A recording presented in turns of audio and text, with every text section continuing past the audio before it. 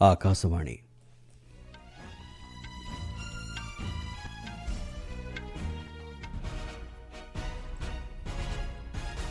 संवाद पढ़ुछंती चंदन घोष। मुख्य संवाद भारत इनोवेट सम्मेलन को आसंता रविवार निस ठारे मिलित भावे उद्घाटन करेंगे प्रधानमंत्री और फ्रांस राष्ट्रपति। अमरनाथ यात्री सर्वोच्च स्तर सुरक्षा लगी सरकार प्रतिबद्ध कहिले स्वराष्ट्र मंत्री। भारत बांग्लादेश सीमा अंचल में शांति और स्थिरता बजाय रखा दिगरे प्रतिबद्धता दोहराई उभय देश। एवं आईसीसी महिला टी20 क्रिकेट विश्वकप्र 10म संस्करण आज आरंभ। आसंता रविवार भारत भेटिब पाकिस्तान को।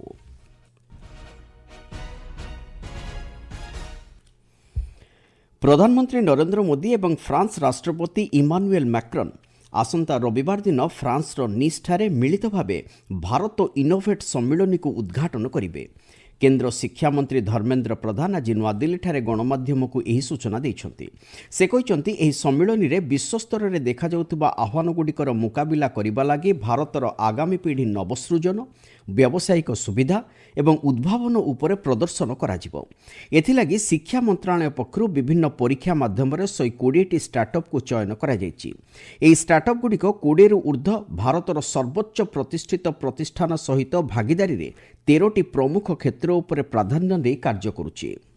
भारत सरकार की शिक्षा विभाग ने प्रधानमंत्री जी की इस विजनरी सजेशंस को एक एक्शन में परिवर्तित किया है। एक बहुत क्रिटिकल स्क्रूटिनी के माध्यम से हजारों प्रपोजल के अंदर से 120 स्टार्टअप्स को सिलेक्ट किया गया है। 13 प्रायोरिटी सेक्टर में 120 स्टार्टअप्स को इकट्ठा किया गया है और उसमें लगभग 20 से ज्यादा भारत की प्रीमियर इंस्टीट्यूशंस की पार्टनरशिप रहा है।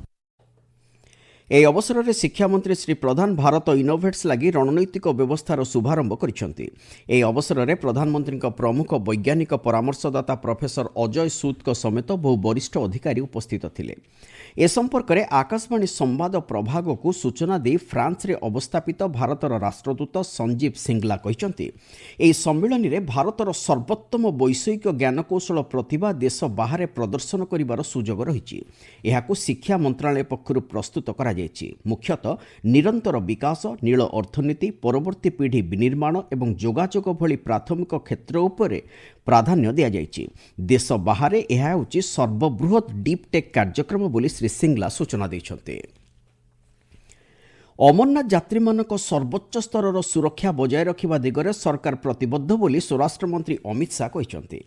आज नुआदिल्ली एक उच्चस्तरीय बैठक में अध्यक्षता करने सहित अमरनाथ यात्रार प्रस्तुति संपर्क में समीक्षा करी से यह कहते। श्री शाह कहते आसंता मास 3 तारिखर आरंभ होगा अमरनाथ यात्रा भाग नहीं श्रद्धालु मैंने जेभली सुरुखुरे निजर यात्रा संपन्न करें से सरकार जत्नवान अच्छा। अमरनाथ यात्री लगी केंद्रीय सशस्त्र पुलिस बाहिनी जम्मू काश्मीर पुलिस एवं अन्यान्य सुरक्षा संस्थागुड़िक मध्य उपयुक्त समन्वय रक्षा करने सहित यात्रा पथरे बहुस्तरीय सुरक्षा बलय प्रस्तुत करने लगी श्री शाह बैठक में उपस्थित अधिकारी मानक निर्देश देते। एतद्व्यतीत संपूर्ण यात्रा मार्ग उपरे तीक्ष्ण दृष्टि रखा सहित सुरक्षा व्यवस्था को अधिक सशक्त करने लगी ड्रोन सीसीटीवी कैमेरा एवं अत्याधुनिक मॉनिटरिंग व्यवस्था मुतयन करने उपर से गुरुत्वारोप करते। केंद्रीय सशस्त्र पुलिस बाहिनी एवं जम्मू काश्मीर पुलिस वरिष्ठ अधिकारी माने यात्रा पथरे श्रद्धालु मानक लागि उपलब्ध विभिन्न सुविधार निरंतर तदारख करने लगी स्वराष्ट्र मंत्री निर्देश देते।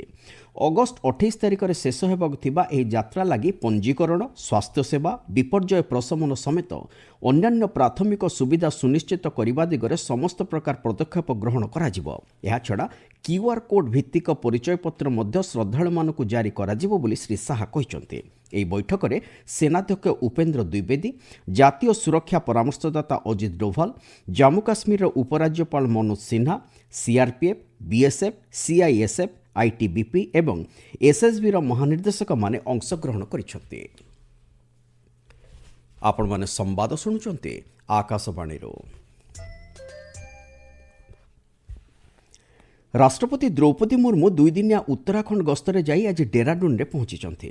ସେଠାରେ ଉତ୍ତରାଖଣ୍ଡ ରାଜ୍ୟପାଳ ଲେଫ୍ଟନାଣ୍ଟ ଜେନେରାଲ ଗୁରମିତ ସିଂ ଏବଂ ମୁଖ୍ୟମନ୍ତ୍ରୀ ପୁଷ୍କର ସିଂ ଧାମୀ ରାଷ୍ଟ୍ରପତିଙ୍କୁ ସ୍ୱାଗତ କରିଛନ୍ତି।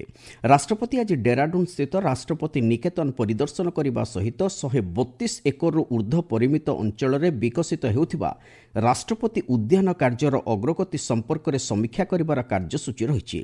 ଆସନ୍ତାକାଲି ସେ ଡେରାଡୁନ ସ୍ଥିତ ଭାରତୀୟ ସାମରିକ ଏକାଡେମୀର ପାସିଂ ଆଉଟ୍ ପ୍ୟାରେଡ୍ରେ ମୁଖ୍ୟ ଅତିଥି ରୂପେ ଯୋଗଦେବେ ବୋଲି ଜଣାପଡ଼ିଛି। ସାଂଘାଇ ସହଯୋଗ ସଂଗଠନ ଏସିଓ କେବଳ ଏକ ଆଞ୍ଚଳିକ ମଞ୍ଚ ନୁହେଁ, ବରଂ ୟୁରେସିଆରେ ଭାରତର ଐତିହାସିକ ଏବଂ ସଭ୍ୟତାଗତ ଭାଗିଦାରୀ ରାଷ୍ଟ୍ରଗୁଡ଼ିକ ସହିତ ଏକ ଗୁରୁତ୍ୱପୂର୍ଣ୍ଣ ସଂଯୋଗୀକରଣ ବ୍ୟବସ୍ଥା ବୋଲି ବୈଦେଶିକ ବ୍ୟାପାର ରାଷ୍ଟ୍ରମନ୍ତ୍ରୀ ଡକ୍ଟର କୀର୍ତ୍ତିବର୍ଦ୍ଧନ ସିଂ କହିଛନ୍ତି। ତାଜିକିସ୍ତାନଠାରେ ଅନୁଷ୍ଠିତ ଏସିଓ ଆନ୍ତର୍ଜାତିକ ସମ୍ମିଳନୀରେ ନିଜର ବକ୍ତବ୍ୟ ରଖି ସେ କହିଛନ୍ତି, ପ୍ରଧାନମନ୍ତ୍ରୀ ନରେନ୍ଦ୍ର ମୋଦିଙ୍କ ସୁରକ୍ଷା, ସଂଯୋଗୀକରଣ ଏବଂ ସୁଯୋଗ ସମ୍ପର୍କିତ ଦୃଷ୍ଟିକୋଣ ଅନୁଯାୟୀ ଭାରତ ଏହି ମଞ୍ଚର ସଦସ୍ୟ ରାଷ୍ଟ୍ରଗୁଡ଼ିକ ସହିତ ସହଯୋଗ ଜାରି ରଖିଛି। ୟୁରେସିଆରେ ରାଷ୍ଟ୍ରଗୁଡ଼ିକ ମଧ୍ୟରେ ଏକ ସଶକ୍ତ ଆଞ୍ଚଳିକ ସଂଯୋଗୀକରଣ ଏବଂ ବୃହତ୍ ଅର୍ଥବ୍ୟବସ୍ଥାର ବିକାଶ କରିବା ଦିଗରେ କେନ୍ଦ୍ରୀୟ ଏସିଆରେ ଏକ ଗୁରୁତ୍ୱପୂର୍ଣ୍ଣ ଭୂମିକା ରହିଛି ବୋଲି ଡକ୍ଟର ସିଂ କହିଛନ୍ତି। ଆସନ୍ତା ମାସ 17ରୁ 19 ତାରିଖ ପର୍ଯ୍ୟନ୍ତ ଏସିଓ ସଭ୍ୟତାଗତ ଫୋରମ୍ କୋଲକାତାଠାରେ ଅନୁଷ୍ଠିତ ହେବ ବୋଲି ଡକ୍ଟର ସିଂ ଘୋଷଣା କରିଛନ୍ତି। ପ୍ରଧାନମନ୍ତ୍ରୀ ନରେନ୍ଦ୍ର ମୋଦି ଏହି ଫୋରମ୍କୁ ଉଦ୍ଘାଟନ କରିବା ସହ ଉଦ୍ବୋଧନ ଦେବାର କାର୍ଯ୍ୟସୂଚୀ ରହିଛି ବୋଲି ସେ ସୂଚନା ଦେଇଛନ୍ତି। ଭାରତ ବାଂଲାଦେଶ ସୀମା ଅଞ୍ଚଳରେ ଶାନ୍ତି ଓ ସ୍ଥିରତା ବଜାୟ ରଖିବା ଦିଗରେ ଉଭୟ ଦେଶ ନିଜର ପ୍ରତିବଦ୍ଧତା ଦୋହରାଇଛନ୍ତି। ନୂଆଦିଲ୍ଲୀସ୍ଥିତ ସୀମା ସୁରକ୍ଷା ବଳର ମୁଖ୍ୟାଳୟରେ ଅନୁଷ୍ଠିତ ଭାରତ ବାଂଲାଦେଶ 57ତମ ମହାନିର୍ଦ୍ଦେଶକ ସ୍ତରୀୟ ସୀମା ସମନ୍ୱୟ ସମ୍ମିଳନୀରେ ଏହି ମତ ପ୍ରକାଶ ପାଇଛି। ଏହି ବୈଠକରେ ଆପୋଷ ସ୍ୱାର୍ଥ ଜଡ଼ିତ ସୀମା ସୁରକ୍ଷା ଓ ସୀମା ପରିଚାଳନା ସମେତ ଏହାର ସ୍ଥିତି ସମ୍ପର୍କରେ ବିସ୍ତୃତ ଭାବେ ସମୀକ୍ଷା କରାଯାଇଛି। ଏହାଛଡ଼ା ସମନ୍ୱିତ ପାଟ୍ରୋଲିଂ ବ୍ୟବସ୍ଥା, ରିଅଲ୍ ଟାଇମ୍ ତଥ୍ୟ ଆଦାନ ପ୍ରଦାନ, ସୀମାପାର ଅପରାଧିକ ନେଟୱାର୍କ ବିରୁଦ୍ଧରେ ମିଳିତ ପ୍ରଚେଷ୍ଟାକୁ ଅଧିକ ସୁଦୃଢ଼ କରିବା ଆଦି ଉପରେ ଉଭୟ ପକ୍ଷ ନିଜର ସମ୍ମତି ପ୍ରଦାନ କରିଛନ୍ତି। ବୈଠକ ପରେ ମିଳିତ ବିବୃତ୍ତିରେ ଉଭୟ ଦେଶ ସୀମା ପରିଚାଳନା ଓ ସୁରକ୍ଷା କ୍ଷେତ୍ରରେ ଦ୍ୱିପକ୍ଷୀୟ ସମ୍ପର୍କକୁ ଅଧିକ ସଶକ୍ତ କରିବା ଲାଗି ରାଜି ହୋଇଛନ୍ତି। ଭାରତ ପକ୍ଷରୁ ପ୍ରତିନିଧି ଦଳର ନେତୃତ୍ୱ ବିଏସ୍ଏଫ୍ର ମହାନିର୍ଦ୍ଦେଶକ ପ୍ରବୀଣ କୁମାର ନେଇଥିବା ବେଳେ ମେଜର ଜେନେରାଲ ମହମ୍ମଦ ଆଶ୍ରାଫୁଜାମନ୍ ସିଦ୍ଦିକୀଙ୍କ ନେତୃତ୍ୱରେ ବାଂଲାଦେଶ ଏହି ବୈଠକରେ ଅଂଶଗ୍ରହଣ କରିଥିଲା। ପରବର୍ତ୍ତୀ ମହାନିର୍ଦ୍ଦେଶକ ସ୍ତରୀୟ ସମ୍ମିଳନୀ ଢାକାଠାରେ ଆସନ୍ତା ନଭେମ୍ବର ମାସରେ ଅନୁଷ୍ଠିତ ହେବ ବୋଲି ଜଣାପଡ଼ିଛି। ଖେଳ ଖବର। ଆଇସିସି ମହିଳା ଟି20 କ୍ରିକେଟ ବିଶ୍ୱକପ୍ର 10ମ ସଂସ୍କରଣ ଆଜିଠାରୁ ଆରମ୍ଭ ହେଉଛି। ଟୁର୍ଣ୍ଣାମେଣ୍ଟର ପ୍ରାରମ୍ଭିକ ମ୍ୟାଚ୍ ଆଜି ବର୍ମିଂହାମ୍ର ଏଜବାଷ୍ଟନ୍ଠାରେ ଇଂଲଣ୍ଡ ଓ ଶ୍ରୀଲଙ୍କା ମଧ୍ୟରେ ଅନୁଷ୍ଠିତ ହେବ। ଏହି ମ୍ୟାଚ୍ ଭାରତୀୟ ସମୟ ରାତି 11ଟାରେ ଆରମ୍ଭ ହେବ। ପ୍ରାୟ ଏକ ମାସ ଧରି ଚାଲିବାକୁ ଥିବା ଏହି ଟୁର୍ଣ୍ଣାମେଣ୍ଟ ଇଂଲଣ୍ଡ ଓ ୱେଲ୍ସରେ ଆୟୋଜିତ ହୋଇଛି। ତେବେ ଫାଇନାଲ୍ ମ୍ୟାଚ୍ ଆସନ୍ତା ମାସ 5 ତାରିଖ ଦିନ ଲର୍ଡସ୍ କ୍ରିକେଟ ପଡ଼ିଆରେ ଅନୁଷ୍ଠିତ ହେବ। ଭାରତୀୟ ମହିଳା ଦଳ ଆସନ୍ତା ରବିବାର ନିଜର ଚିର ପ୍ରତିଦ୍ୱନ୍ଦ୍ୱୀ ପାକିସ୍ତାନ ବିପକ୍ଷରେ ମ୍ୟାଚ୍ ଖେଳି ଟୁର୍ଣ୍ଣାମେଣ୍ଟରେ ଅଭିଯାନ ଆରମ୍ଭ କରିବ। ଟୁର୍ଣ୍ଣାମେଣ୍ଟରେ 12ଟି ଦଳ ଭାଗ ନେଉଥିବା ବେଳେ 7ଟି ସ୍ଥାନରେ ମୋଟ 33ଟି ମ୍ୟାଚ୍ ଅନୁଷ୍ଠିତ ହେବ। ନ୍ୟୁଜିଲାଣ୍ଡର ପୂର୍ବତନ କ୍ରିକେଟ ଅଧିନାୟକ ତଥା ବିଶ୍ୱର ଅନ୍ୟତମ ଶ୍ରେଷ୍ଠ ବ୍ୟାଟ୍ସମ୍ୟାନ୍ କେନ୍ ୱିଲିୟମସନ୍ ଆଜି ଆନ୍ତର୍ଜାତିକ କ୍ରିକେଟରୁ ଅବ୍ୟାହତି ନେଇଛନ୍ତି। ଗତବର୍ଷ ସେ ଟି20 ଆନ୍ତର୍ଜାତିକ କ୍ରିକେଟରୁ ଅବ୍ୟାହତି ନେଇସାରିଛନ୍ତି। ପ୍ରାୟ 15 ବର୍ଷ ଧରି ୱିଲିୟମସନ୍ କ୍ରିକେଟର ବିଭିନ୍ନ ଫର୍ମାଟ୍ରେ ସଫଳତାର ସହ ଖେଳି 19,346 ରନ୍ ସଂଗ୍ରହ କରିଛନ୍ତି। ସେଥିମଧ୍ୟରେ କେବଳ ଟେଷ୍ଟ କ୍ରିକେଟରେ ସେ 33ଟି ଶତକ ସହିତ 9,500ରୁ ଉର୍ଦ୍ଧ୍ୱ ରନ୍ କରିଛନ୍ତି। ତାଙ୍କ ନେତୃତ୍ୱରେ ନ୍ୟୁଜିଲାଣ୍ଡ 2019 ବିଶ୍ୱକପ୍ ଫାଇନାଲରେ ପ୍ରବେଶ କରିଥିବା ବେଳେ 2021 ଟି20 ବିଶ୍ୱକପ୍ ଫାଇନାଲରେ ମଧ୍ୟ ଖେଳିବାର ସୁଯୋଗ ପାଇଥିଲା। ଏହାଛଡ଼ା 2021 ବିଶ୍ୱ ଟେଷ୍ଟ ଚାମ୍ପିଅନସିପ୍ର ପ୍ରଥମ ସଂସ୍କରଣରେ ନ୍ୟୁଜିଲାଣ୍ଡ ତାଙ୍କ ନେତୃତ୍ୱରେ ଟାଇଟଲ ହାସଲ କରିଥିଲା। ସିଡ୍ନୀଠାରେ ଚାଲିଥିବା ଅଷ୍ଟ୍ରେଲିଆନ୍ ଓପନ୍ ଟୁର୍ଣ୍ଣାମେଣ୍ଟର ମହିଳା ବର୍ଗ ସେମିଫାଇନାଲରେ ଭାରତର ପିଭି ସିନ୍ଧୁ ପ୍ରବେଶ କରିଛନ୍ତି। ସେ ଆଜି ଅନୁଷ୍ଠିତ କ୍ୱାର୍ଟର ଫାଇନାଲରେ ଚାଇନିଜ୍ ତାଇପେଇର ଚେନ୍ ସୁ ୟୁଙ୍କୁ 21-6, 21-9ରେ ପରାସ୍ତ କରିଛନ୍ତି। ସେମିଫାଇନାଲରେ ସିନ୍ଧୁ ଜାପାନର ଆକେନେ ୟାମାଗୁଚିଙ୍କୁ ଭେଟିବେ। ଆଜି ଅନୁଷ୍ଠିତ ଅନ୍ୟ ଏକ କ୍ୱାର୍ଟର ଫାଇନାଲ ମ୍ୟାଚ୍ରେ ୟାମାଗୁଚି ଭାରତର ତାନ୍ଭି ଶର୍ମାଙ୍କୁ 21-14, 21-14ରେ ପରାସ୍ତ କରିଛନ୍ତି। ମୁଖ୍ୟ ସମ୍ବାଦଗୁଡ଼ିକ ପୁଣି ଥରେ। ଭାରତ ଇନୋଭେଟ୍ ସମ୍ମିଳନୀକୁ ଆସନ୍ତା ରବିବାର ନିସ୍ଠାରେ ମିଳିତ ଭାବେ ଉଦ୍ଘାଟନ କରିବେ ପ୍ରଧାନମନ୍ତ୍ରୀ ଓ ଫ୍ରାନ୍ସ ରାଷ୍ଟ୍ରପତି। ଅମରନାଥ ଯାତ୍ରୀଙ୍କ ସର୍ବୋଚ୍ଚ ସ୍ତରର ସୁରକ୍ଷା ଲାଗି ସରକାର ପ୍ରତିବଦ୍ଧ, କହିଲେ ସ୍ୱରାଷ୍ଟ୍ରମନ୍ତ୍ରୀ। ଭାରତ ବାଂଲାଦେଶ ସୀମା ଅଞ୍ଚଳରେ ଶାନ୍ତି ଓ ସ୍ଥିରତା ବଜାୟ ରଖିବା ଦିଗରେ ପ୍ରତିବଦ୍ଧତା ଦୋହରାଇଛନ୍ତି ଉଭୟ ଦେଶ ଏବଂ ଆଇସିସି ମହିଳା ଟି20 କ୍ରିକେଟ ବିଶ୍ୱକପ୍ର 10ମ ସଂସ୍କରଣ ଆଜିଠାରୁ ଆରମ୍ଭ। ଆସନ୍ତା ରବିବାର ଭାରତ ଭେଟିବ ପାକିସ୍ତାନକୁ। ସମ୍ବାଦ ଶେଷ ହେଲା।